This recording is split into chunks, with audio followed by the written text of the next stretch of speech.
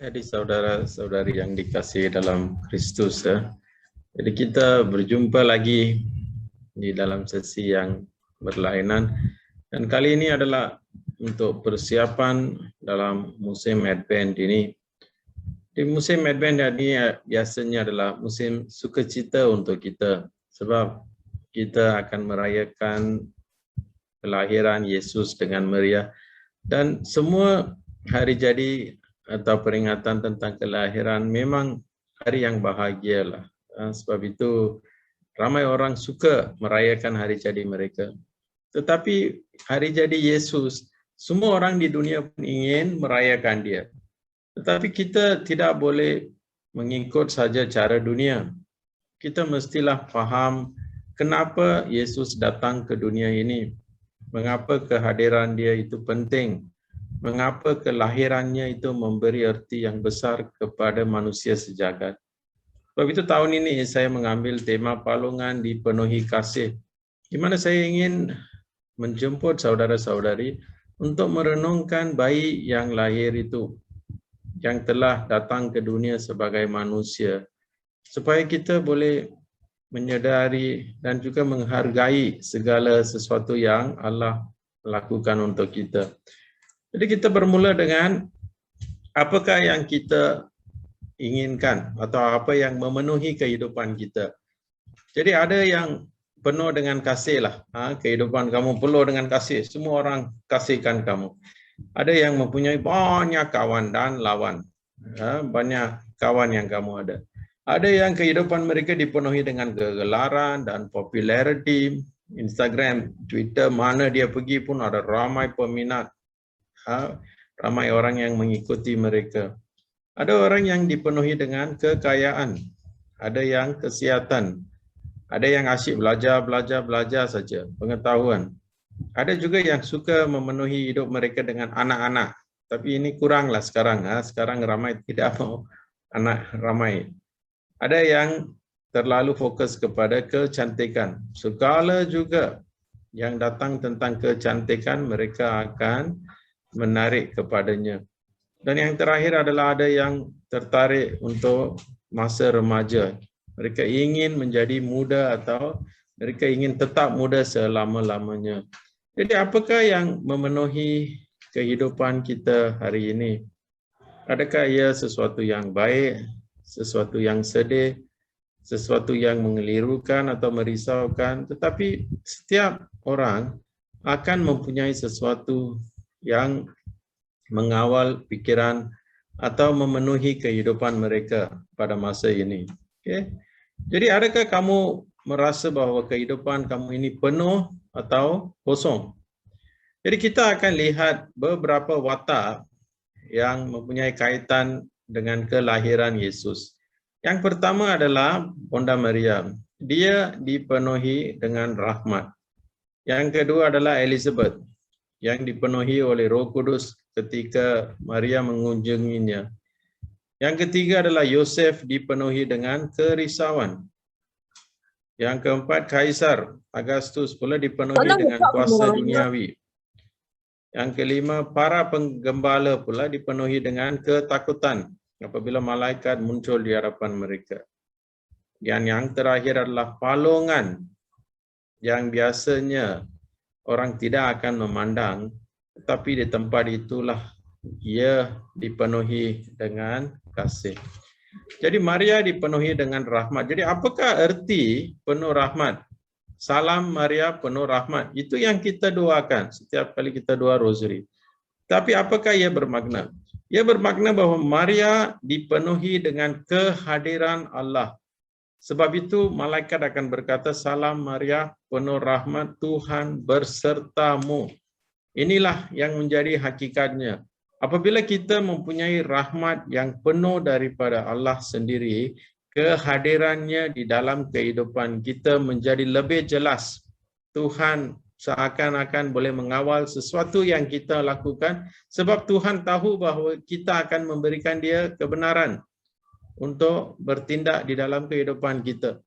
Dan ia juga bermakna bahawa Maria tiada ruang bagi dosa dalam dirinya. Jadi kita kerap melihat kekurangan dan dosa kita yang biasanya mematahkan semangat kita. Kadang-kadang saya ada orang datang kepada saya dan dia akan tanya, dia akan meminta saya, Father, boleh doakan untuk saya tak? Saya cakap, boleh. Apa yang kamu nak saya doakan untuk kamu? Dan dia akan berkata, Father, saya ini pendek. Bolehkah Father berdoa supaya saya boleh menjadi lebih tinggi? Yang gemuk akan datang kepada saya dan berkata, Father, saya ingin gemuk. Bolehkah Father berdoa supaya saya menjadi kurus?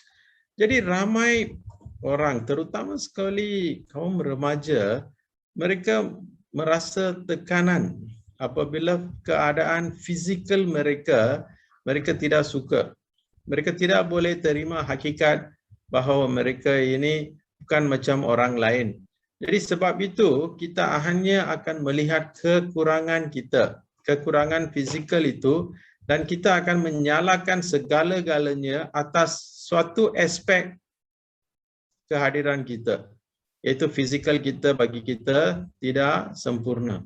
Tetapi untuk Maria, dia penuh dengan rahmat. Itu sahaja, itu yang penting. Jadi sebab itu setiap kali kita memanggil Maria sebagai penuh rahmat, kita memberikan Maria penghormatan dan pengiktirafan yang diberikan oleh Allah sendiri kepada beliau. Ini bukan kata-kata malaikat semata-mata. Ia adalah perkataan dan pengiktirafan daripada Allah, Tuhan anda sendiri. Sebab itulah kita kena faham apa yang membuat kita lemah atau menjadi tua dari segi batin kita adalah dosa, bukan usia. Dosa yang membuatkan kita tua sebab kita keraskan hati kita. Jadi orang yang terlampau hidup dalam dosa, kita akan rasa bahawa kita ini tidak mampu untuk melakukan kebaikan. Sebab dosa terlalu kuat di dalam kehidupan kita. Tapi untuk Maria, rahmatlah yang membantu dia. Tetapi ini tidak bermakna Maria menikmati kehidupan yang selesa, mendengar kata-kata malaikat, hati Maria runsing. Dan apabila malaikat itu meninggalkan Maria, barulah kerisauannya meningkat. Sebab kini dia sudah mengandung oleh kuasa Roh Kudus. Dan sekarang keadaannya menjadi lebih susah. Sebab dia sudah bernikah dengan atau bertunang dengan Yosef. Dia harus memberitahu saudara mara. Dia harus memberitahu suami dia. Bagaimanakah nak memberi penjelasan bagaimana dia boleh mengandung. Jadi Maria juga walaupun dia penuh rahmat, ini tidak bermakna bahawa dia bebas daripada kerisauan atau keraguan atau ketakutan. Semua yang kita alami, dia pun alami. Tetapi perbezaan dia adalah Maria mempercayai dan menyerahkan dirinya kepada Allah. Itulah yang menjadi perbezaan. Okay. Jadi kehidupan Maria itu dikatakan cantik. Apakah rahsia Maria? Maria kadang-kadang dalam gambar yang ditunjuk atau ditulis atau dilukis, kita melihat Maria digambarkan duduk dengan sebuah buku ketika malaikat membawa kabar baik penyelamatan. Dan buku itu adalah Alkitab. Jadi daripada permulaan kehidupan Maria, memang Maria selalu mendengar dan bercakap dengan Tuhan. Sabda Allah begitu dekat dengan dia, hatinya, dan kemudian sabda menjadi daging di dalam rahimnya. Jadi sambil tinggal bersama dengan sabda Allah setiap masa, Maria menjadikan kehidupannya sesuatu yang cantik. Jadi kalau kita inginkan kecantikan daripada keimanan kita untuk menonjol, kita juga haruslah memberikan kepentingan kepada sabda. Sabda Allah sebenarnya boleh membentuk kita untuk menjadi lebih seperti Yesus sendiri. Jadi bukan ketampilan dan aspek luaran yang membuat kita cantik, tetapi hati yang tertempu kepada Allah. Jadi adakah kita melihat rahmat Allah atau kehadiran Allah aktif di dalam kehidupan kita? Bolehkah kita dengan jujur atau dengan sebenarnya berkata Setiap perkara yang kita lakukan itu diinspirasi, didorong dan dilakukan oleh Roh Kudus yang aktif di dalam kehidupan kita. Bolehkah kita berkata sedemikian? Okey. Jadi itu adalah Maria. Dia penuhi dengan rahmat. Malaikat menyedari ke hakikat ini apabila dia datang kepada Maria. Yang kedua adalah Elizabeth. Elizabeth itu adalah orang yang sudah tua dan dia tidak mempunyai anak, mandul, sehingga Zechariah diberikan pesanan atau message oleh malaikat ketika dia bertugas di Bait Allah. Dan kemudian kehidupan Elizabeth juga berubah. Kini dia mengandung. Dan setelah Maria dinaungi oleh kuasa Allah dan mengandung Yesus, dia melawat Elizabeth. Dengan serta-merta dia pergi untuk berkongsi pengalaman dan sukacitanya dengan Elizabeth. Jadi melalui perbuatan ini, Maria menjadi pembawa berkat dan kehadiran Allah kepada Elizabeth. Maria menyadari bahawa rahmat Allah ada bersamanya dan dia berkongsi kegembiraannya dengan Elizabeth. Jadi adakah kita bergembira apabila kita mempunyai tetamu? Itu dia. Adakah kita suka apabila orang melawat kita hari ini? Ini memang susah sekarang sebab COVID ialah memang susah nak lawat orang. Tetapi sebelum COVID datang, adakah kita ini dengan hati yang terbuka menerima pelawat?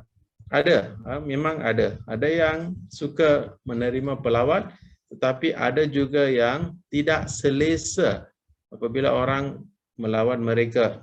Sebab mereka merasa bahawa ruang keselesaan mereka itu tidak boleh dipenuhi. Mereka terpaksa menemani orang lain pula. Jadi adakah kita bergembira apabila kita mempunyai tetamu? Yang kedua, siapakah orang yang bersuka cita setiap kali kita berjumpa dengan mereka? Adakah orang yang akan senyum? Dia lihat kita aja dia senyum. Senyum macam kambing ke, macam lembu ke, tak apa. Tetapi mereka tengok kita aja mereka rasa gembira dan dia akan senyum. Kalau kamu ada orang sebegini ya, syukur kepada Tuhan lah. Sebab kehadiran kamu itu sememangnya memberikan sukacita kepada orang lain. Okay. Jadi apa yang berlaku kepada Elizabeth apabila dia mendengar saja salam Maria? Bayi dalam kandungannya bergerak dengan kesukahan atau kegembiraan. Elizabeth dipenuhi Roh Kudus. Elizabeth berseru bahawa Maria diberkati di antara kaum wanita. Dan Elizabeth mewartakan bahawa Maria adalah ibu Tuhannya. Maria juga mengiktiraf keibuan ilahi Maria. Jadi mereka berdua ini, walaupun usia dia yang berbeza, jauh berbeza, Maria memang budak remaja, manakala Elizabeth sudah tua. Tapi kedua-dua mereka berkongsi apa yang Allah telah melakukan untuk mereka. Kebenaran yang dikongsi oleh mereka. Apa yang benar? Okay. Jadi melalui pengantaran Maria, Yesus melakukan mukjizat pertama, mukjizat rahmat, yaitu dia menguduskan Yohanes Pembaptis. Jadi inilah yang menarik ya. Kadang-kadang apabila kita bertemu dengan seorang yang kudus, seorang yang baik hati atau seorang yang benar-benar jujur, bila kita berada dengan mereka pun kita boleh merasa sesuatu kuasa yang luar biasa. Kita boleh merasakan bahawa orang yang berada dengan kita ini adalah orang yang baik atau orang yang kudus. Inilah yang berlaku apabila kita membawa Yesus kepada orang lain. Sebab itu kita harus ingat apabila kita berjumpa orang atau membawa pesanan yang baik atau buruk kepada orang lain, dan kadang-kadang orang akan mencabar kita. Apa kamu nak kata dengan saya? Siapakah kamu? Kamu tidak boleh berbuat apa-apa. Pada masa-masa sedemikian, harus kita mengakui, ya, memang betul apa yang kamu kata. Saya tidak boleh melakukan apa-apa, tetapi Yesus boleh. Kehadiran Yesus boleh melakukan mukjizat di mana-mana pun dan kepada sesiapa pun. Jadi kasih Yesus tetap memancar walau di mana pun dia berada. Jadi dalam cerita ini Elizabeth dan Yohanes kedua-duanya adalah penerima berkat Yesus. Elizabeth yang dipenuhi dengan rahmat membalas dengan doa dan memuji Maria. Kehidupan dalam Roh Kudus yang kita kadang-kadang inginkan merupakan kehidupan yang memuji Allah. Dan Maria pun membalas dengan lagu pujiannya, di mana dia mengakui bahawa dari sekarang hingga selama-lamanya orang akan kata, aku diberkati.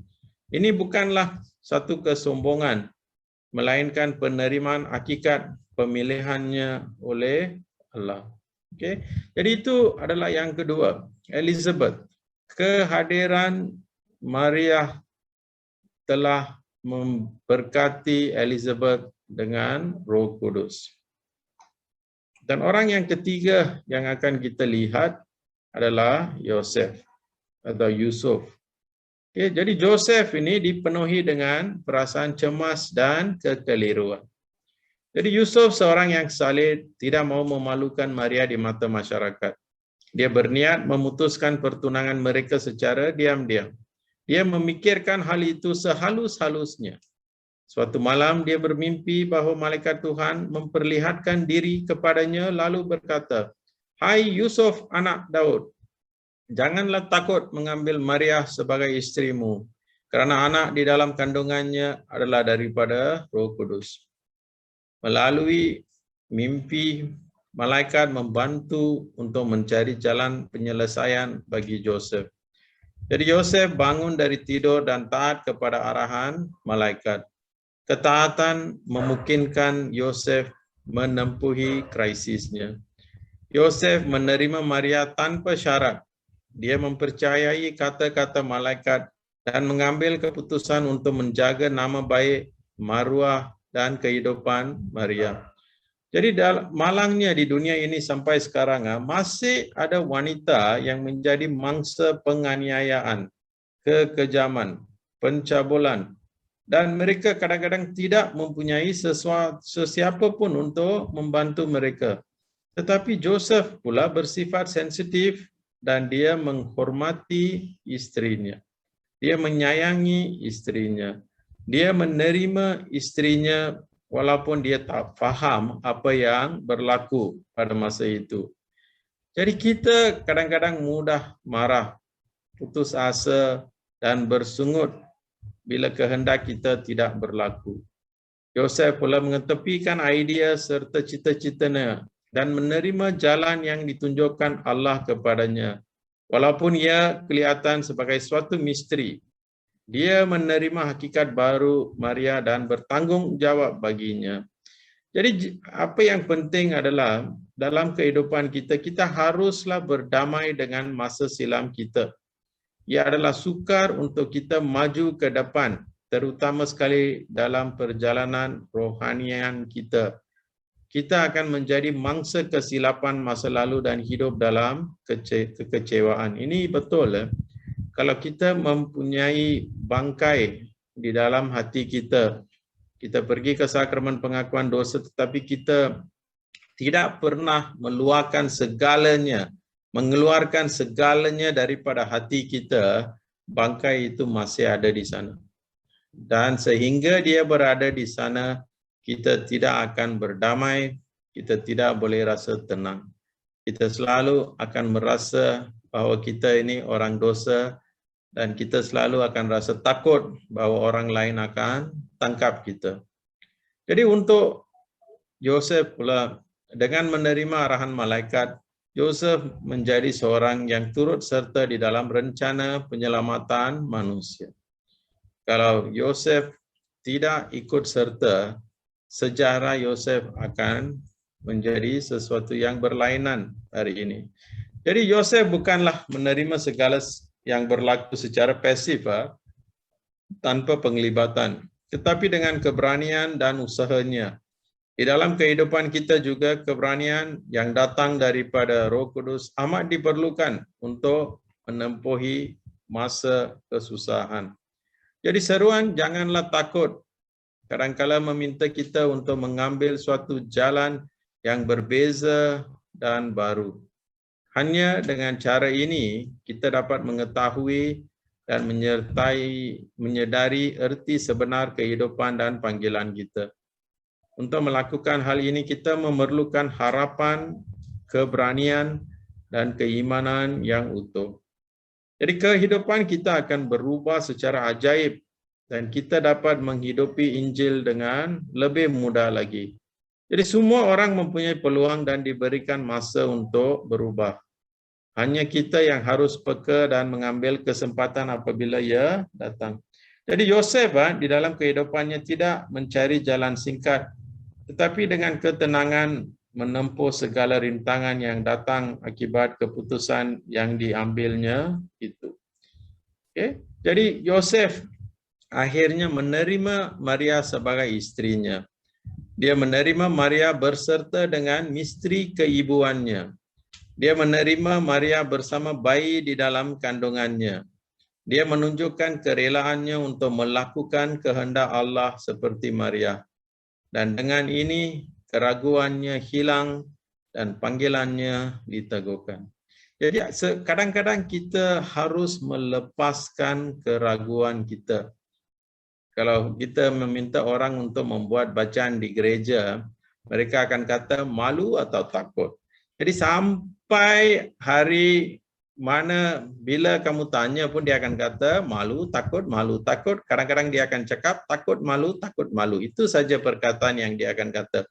Hanya apabila dia boleh berkata, saya akan mencuba dengan pertolongan Roh Kudus, boleh dia keluar daripada ketakutan ini. Jadi apa yang memenuhi hati kita itu, kita haruslah selidiki. Kalau ia sesuatu yang baik, kita boleh menjadi lebih bertambah baik. Tetapi kalau ia adalah sesuatu perasaan yang negatif, ia sebenarnya boleh memperhambakan kita.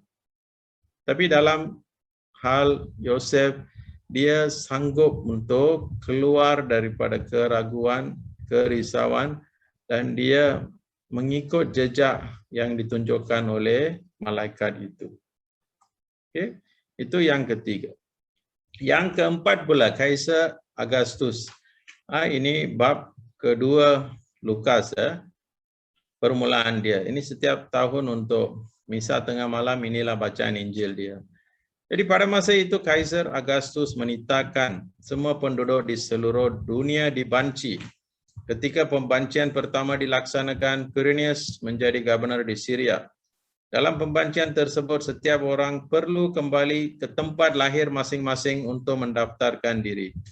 Oleh itu Yusuf terpaksa berangkat dari bandar Nazareth di Galilee ke kota Daud yang bernama Bethlehem di Judea, karena dia daripada keturunan Daud. Dia pergi untuk mendaftarkan diri bersama Maria, tunangnya yang sedang hamil. Sewaktu mereka di sana, tibalah masanya untuk dia bersalin. Dia melahirkan seorang anak lelaki, yaitu anak sulungnya. Dia mempedung anak itu lalu membaringkannya di dalam sebuah palung, karena tidak ada tempat bagi mereka di rumah tumpangan. Jadi inilah situasi yang akan memaksa Yusuf, Maria untuk pergi daripada Nazareth ke Bethlehem. Jadi Bethlehem pada masa itu adalah suatu bukan kampung, tetapi suatu tempat yang kecil lah. Tak ramai orang, tak ramai penduduk di Bethlehem. Tetapi disitulah Yesus dilahirkan. Tetapi kuasa yang dimiliki oleh Kaisar ini memang bagus.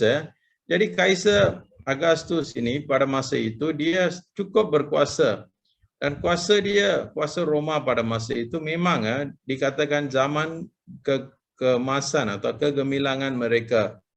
Lebih kurang 200 tahun Roma menjadi kuasa yang paling baik di dunia atau berkuasa di dunia lah. Tidak boleh dikalahkan oleh orang lain.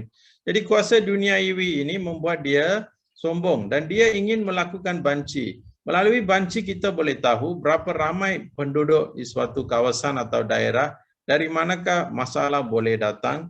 Bagaimanakah kita boleh mengumpul cukai? Berapa banyak cukai yang kita boleh dapati?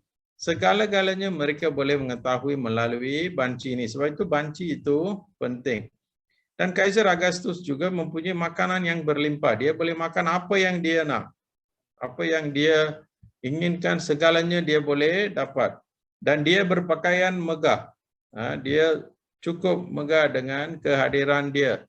Dan dia juga mementingkan kedamaian Roma. Jadi kedamaian Roma ini bermakna bahawa orang-orang yang dijajah itu tidak boleh memberontak, tidak boleh berpegang atau berperang dengan kuasa Roma. Mereka hanya boleh melakukan tugas harian dan kehidupan harian. Mereka harus membayar cukai. Selebihnya mereka tidak boleh berbuat apa-apa untuk mengeluarkan Roma daripada kawasan mereka. Inilah yang dikenali sebagai kedamaian Roma. Asalkan kita tak kacau Roma, mereka tak akan membuat apa-apa. Jadi kalau kita faham ini, kita akan faham kenapa Pontius Pilatus, walaupun dia menyedari bahawa Yesus tidak bersalah, tetapi sebab para kepala imam akan membuat orang supaya membuat bising dan dia takut bahawa akan ada pemberontakan, dia terpaksa mengikut juga apa yang diminta oleh mereka itu. Walaupun dia tahu ia salah. Sebab kedamaian Roma akan hilang. Peperangan akan berlaku dan dia akan kehilangan jabatan. Jadi untuk mengekalkan kuasa dia, Pontius Pilatus akan menyerahkan Yesus supaya disalibkan. Jadi Kaisar Augustus ini adalah orang yang mempunyai banyak kuasa. Dan ia boleh dibandingkan dengan Yesus. Selepas ini kita akan melihat Yesus sebagai putera kedamaian. Bagaimana walaupun dia anak Allah, tapi dia tidak menggunakan kuasanya ketika dia lahir. Selepas itu kita melihat juga para gembala. Mereka dipenuhi dengan ketakutan. Jadi bacaan dia adalah, di daerah itu ada beberapa orang gembala yang bermalam di padang kerana menjaga domba mereka. Tiba-tiba malaikat Tuhan muncul di hadapan mereka dan kemuliaan Tuhan menerangi mereka. Lalu mereka ketakutan. Tetapi malaikat itu berkata kepada mereka, jangan takut. Aku membawa kepadamu berita baik yang akan memberikan sukacita besar kepada seluruh umat. Pada malam ini di kota Daud telah lahir seorang penyelamat bagimu, yaitu Kristus Tuhan.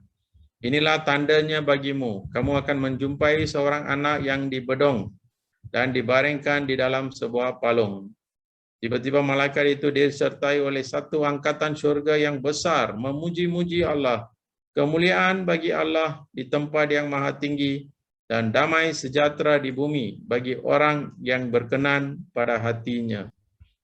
Inilah petikan dia. Jadi apa yang berlaku? Para gembala tidak melakukan sesuatu yang luar biasa. Mereka hanya pergi ke kerja.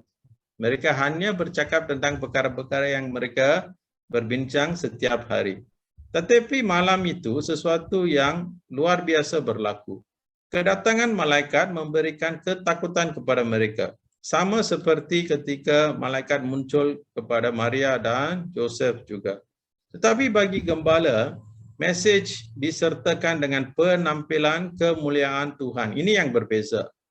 Oleh yang demikian, ketakutan yang dirasai oleh para gembala itu adalah lebih daripada Yosef dan Maria.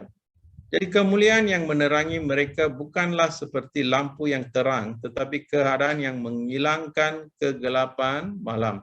Ini bukan spotlight. Kadang-kadang orang fikir bila malaikat itu datang, tiba-tiba ada ting, ada spotlight di kawasan itu. Selepas itu sudah hadir. Tidak. Setiap kali dalam perjanjian lama juga, kehadiran Allah sebelum dia datang dengan kemuliaan dia, di alam semesta akan seakan-akan mempelawa dan memberi izin supaya Allah boleh memasuki ruang mereka. Seakan-akan alam semesta, alam semula jadi juga menerima Allah di dunia ini. Sebab itu dia dikatakan satu kemuliaan. Okay. Jadi gembala merasa ketakutan di hadapan apa yang mereka mengalami. Joseph merasa takut atas keputusan yang harus diambilnya mengenai Maria. Maria pula takut akan nikmat Allah. Maria tidak ingin melakukan sesuatu yang akan memutuskan hubungan dengan Allah. Tetapi para gembala tidak merasakan ketakutan kerana kagum dan hormat. Tetapi mereka dicengkam ketakutan. Berbanding dengan Maria dengan Joseph ini para gembala ini mereka memang takut. Sebab mereka tidak faham apa yang berlaku. Mereka hanya tahu bahawa terdapat cahaya di sekeliling mereka dan mereka mendengar suara seperti ada seseorang yang bercakap dengan mereka. Ini adalah suatu pengalaman yang cukup menakutkan. Right? Jadi malaikat pula memberikan kabar baik dan bukannya hukuman ilahi ke atas para gembala. Mereka menerima pengumuman ilahi yang ditujukan bukan hanya kepada mereka tetapi kepada semua orang. Di kota Daud telah lahir seorang penyelamat bagimu. Yesus datang sebagai manusia untuk menyelamatkan manusia. Malaikat mengumumkan kelahiran penyelamat mereka. Jadi penyelamatan yang dibawa oleh Yesus adalah peribadi. Setiap orang Yesus ingin menyelamatkan. Ia adalah bersifat universal. Semua orang pun Yesus ingin menyelamatkan. Dan yang ketiga lagi adalah inklusif, di mana semua orang diberikan pengiktirafan yang sama. Tiada yang lebih, tiada yang kurang. Semuanya diberikan message atau pengampunan dan penyelamatan yang sama.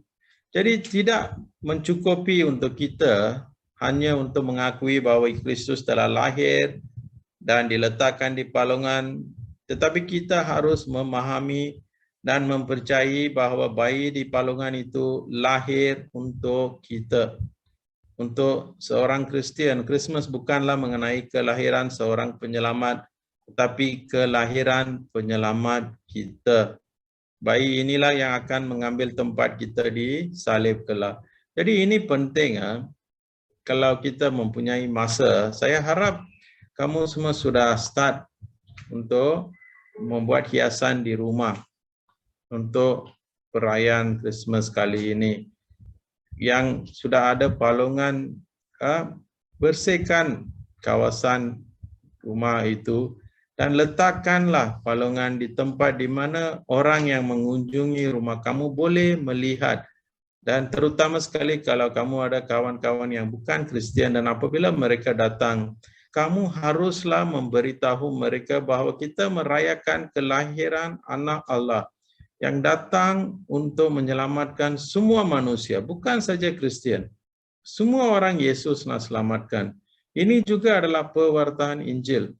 Kadang-kadang kita merasa takut dan malu untuk bercakap tentang Yesus. Sebab itu kalaupun kita malu, letakkan palungan di sana, krib dia di sana, dan biar orang yang datang untuk melihat. Kalau mereka tanya, kamu bagi dia katekisis, apa yang berlaku. Kalau dia tak tanya, sekurang-kurangnya dia sudah melihat sesuatu yang baru. Sebab itu penting, kita kadang-kadang haruslah memberikan kesempatan kepada orang lain untuk mengetahui dan memahami apa yang kita rayakan ini. Okey? Jadi apa yang menjadi petanda adalah seorang anak yang dibalut dan dibaringkan di dalam sebuah palungan. Jadi keanehan dia bukan sebab anak itu dibalut, sebab anak yang balut itu semua pun kena balut. Bila lahir kamu pun kena balut, saya pun kena balut, semua pun kena balut. Tetapi yang menjadi unik dia adalah dia dibalut dan diletak di palungan. Palungan adalah tempat di mana ternakan diberi makanan. Kenapa Yesus diletak di situ? Nah, ini mungkin kreativiti Yosef atau mereka mungkin tidak ada tempat lain yang lebih sesuai. Jadi mereka memang hanya palungan, jadi dia letak anak di sana. Jadi kamu bayangkanlah, ada di antara kamu yang mempunyai bakul untuk pergi ke pasar. Kamu bayangkanlah kalau besok anak kamu melahirkan satu anak, kamu balut anak itu dan masukkan anak itu ke dalam bakul pasar itu. Kalau saya datang ke rumah kamu, apa yang saya akan kata? Apa ini? Mana ada orang letak bayi dalam bakul pasar? Tapi ada yang akan melihat dia sebagai suatu tanda yang berlainan.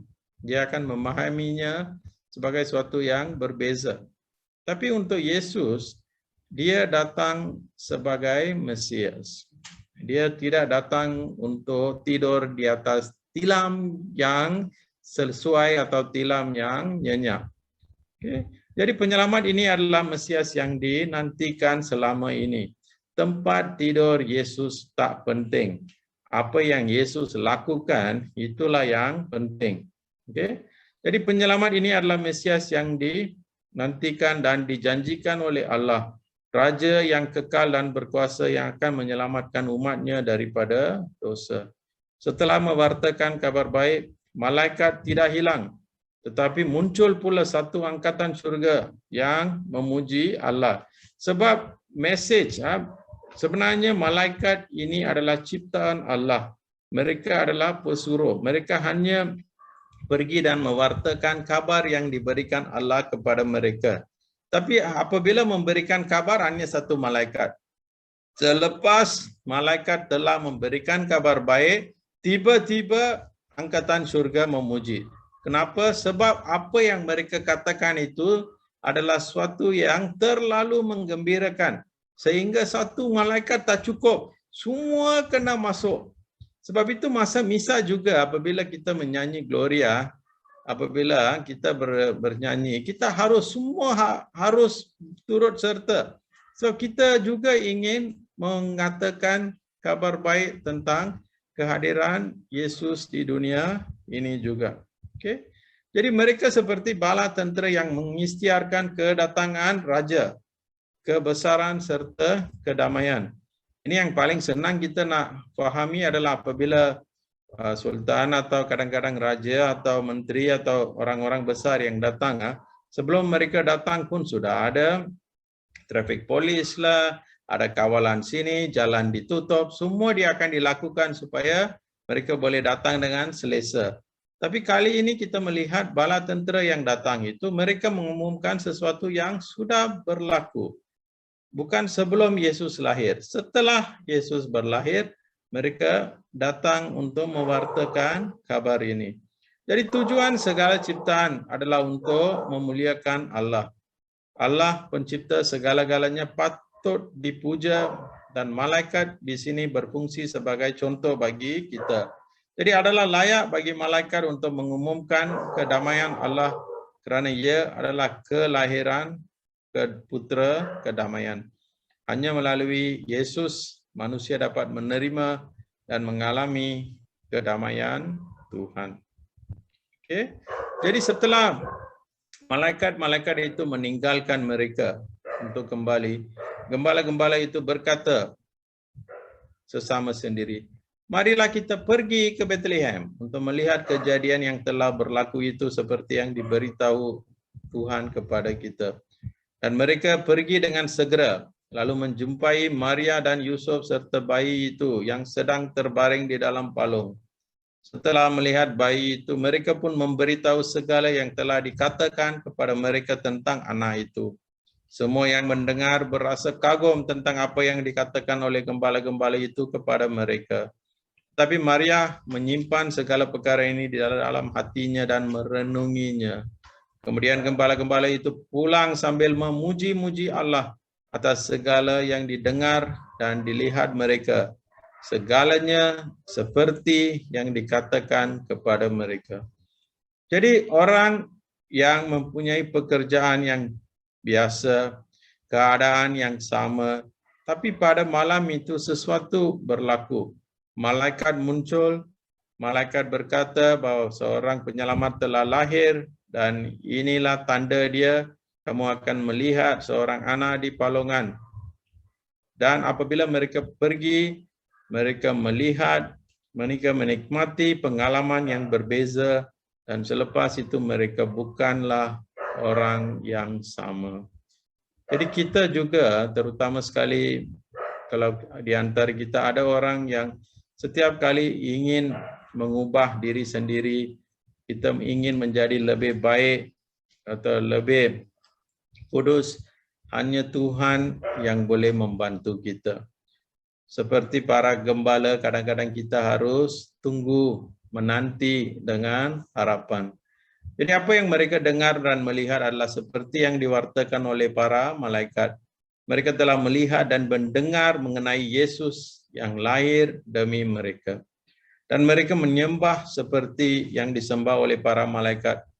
Kedua-dua malaikat dan gembala menyembah Allah yang menjadi manusia. Okey. Jadi itu yang kelima. Dan yang terakhir adalah palungan.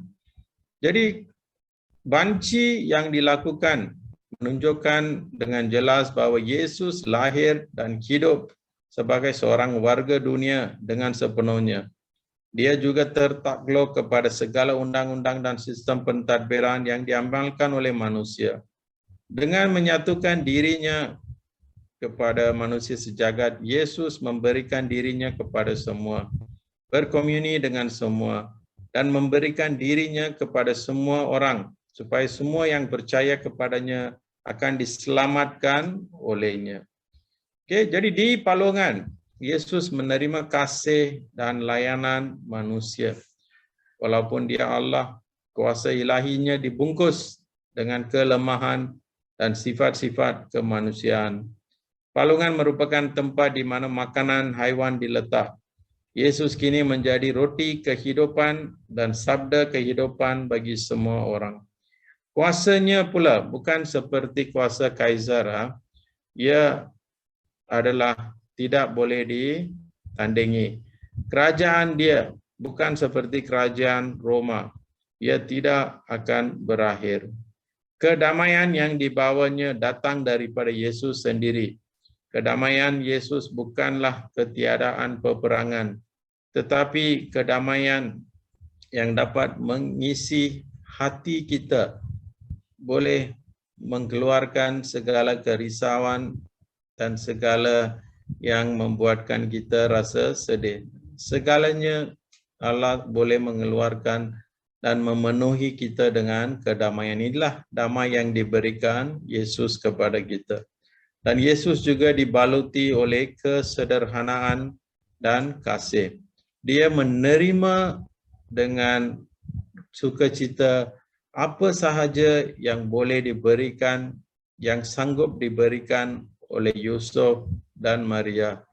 Jadi adakah kita juga bersyukur, adakah kita rasa bahawa apa yang berlaku dalam kehidupan kita ini atas berkat Tuhan ini memadai untuk kita? Bayangkanlah bila Yesus lahir, dia buka mata saja. Kenapa saya dalam palungan tak boleh beli tilam yang lebih baik? Dan kalau Yesus tanya macam ini, kita akan rasa bahawa dia juga seperti kita. Dia inginkan kesenangan dan keseronokan hidup. Tapi cara hidup Yesus adalah sesuatu yang agak unik. Dia tahu yang mana penting, dia tahu yang mana tidak penting. Tempat di mana dia diletakkan tak penting. Kasih yang ditunjukkan, perlindungan yang diberikan kepadanya adalah apa yang lebih penting. Okey. Jadi palungan dipenuhi kasih. Jadi apa yang kosong pada hari itu dipenuhi oleh bayi yang lahir. Dan bayi ini adalah apa yang akan mengisi ruang hati kita juga. Tetapi keunikan dia adalah Yesus hanya boleh mengisi ruang kosong sahaja. Kalau kita inginkan Yesus memasuki hati kita dengan lebih banyak, kita juga harus memberikan dia lebih banyak ruang. Kalau tidak, Yesus hanya masuk ruang yang kita berikan sahaja. Jadi ini adalah soalan-soalan renungan untuk kita. Hati kita adalah palungan kesukaan Yesus. Apakah kenangan manis yang kita ada mengenai Christmas? Apabila kita berfikir tentang Christmas, apakah kenangan manis yang datang kepada kita. Yang kedua, apakah kenangan pahit masa silam yang masih mengaburkan persiapan kita bagi perayaan ini? Ada orang yang setiap tahun mereka tidak ingin melakukan apa-apa pun. Setiap tahun. Sebab mereka mempunyai pengalaman yang pahit pada masa lalu. Jadi setiap tahun mereka membuat keputusan untuk tidak merayakan Christmas. Masih ada orang sedemikian. Orang-orang ini memang malang. Sebab berkat Tuhan sebenarnya patut melepaskan kita daripada pengalaman masa silam. Bukan memanjarakan kita di dalam masa silam itu. Dan yang ketiga adalah, bolehkah kita membenarkan diri kita dipenuhi oleh rahmat Tuhan untuk Christmas tahun ini? Boleh, ya, dengan membuat pengakuan dosa yang baik, dengan berkongsi apa yang kita ada dengan orang lain, dengan memberikan kasih sayang kita kepada orang yang memerlukannya. Ramai orang kesunyian dan kesepian di dunia ini. Mungkin kita juga boleh bercakap atau berdoa atau memanggil mereka atau melawat mereka. Apa yang kita boleh lakukanlah. Apa yang kita boleh lakukan supaya kita benar-benar membiarkan dan mengizinkan Allah untuk memenuhi bukan saja hati kita, tapi hati semua orang. Kalau kita inginkan kedamaian hanya untuk diri kita saja dan orang di seluruh dunia ini tidak mempunyai damai, kita juga tidak akan damai. Tapi apabila kita berdoa supaya semua orang pun mempunyai kedamaian, semua orang pun akan menikmati kehadiran dan pemberkatan daripada Allah. Jadi marilah kita menggunakan masa ini, ya, masa persiapan. Lagi kita ada hampir 2 minggu lebih lah untuk perayaan Christmas ini. Persiapkan diri dengan baik. Setiap kali kita melihat palungan ini, renungkanlah bayi yang telah lahir untuk kita ini. Bukan sebab dia lahir di tempat yang unik, sebab Yesus datang untuk menyelamatkan kita. Itu yang penting. Bukan di mana dia lahir, tetapi mengapa dia lahir. Jadi marilah kita menggunakan masa ini dengan baik, kesempatan ini dengan baik, dan semoga dengan berkat Allah, marilah kita juga menjadi orang yang menjadi berkat kepada orang lain. Oke, jadi sekian, terima kasih. Hari ini sharing saya sedikit sajalah untuk Advent, tak panjang, sedikit saja, tapi cukup memadai lah untuk kita mempersiapkan diri, untuk kita merenungkan apa yang berlaku. Dan watak-watak yang saya bincangkan tadi adalah watak-watak yang penting pada masa Christmas ini. Semuanya memainkan peranan yang penting. Dan marilah kita juga membuat sesuatu yang baik untuk Yesus tahun ini. Sekian, terima kasih ya.